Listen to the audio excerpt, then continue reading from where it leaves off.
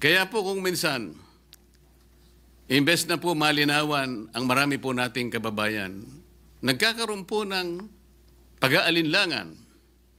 Yung iba po ay naililigaw, nalilinlang sapagkat iba't iba.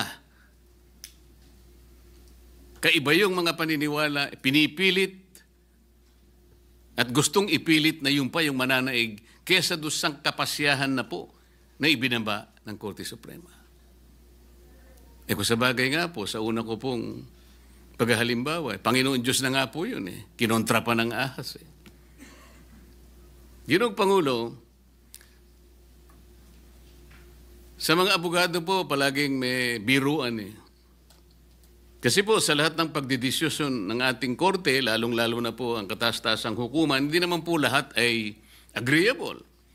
Merong partidong aggrieved siya, merong partidong masaya siya. Ngunit, sa katapos-tapusan wala po tayong magagawa kundi tanggapin ang kapasyahan.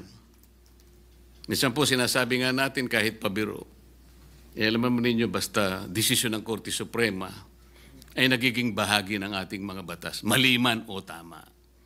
Yun po ay nasa Article 8 Civil Code na binanggit na po kanina ni Senator Bato. Nang sinasabi po, judicial decisions applying or interpreting the laws on the Constitution shall form part of the legal system of the Philippines.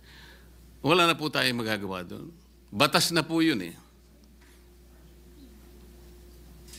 Sa akin pong naunang talumpati kanina, Ginoong Pangulo, hindi ko na po ulitin.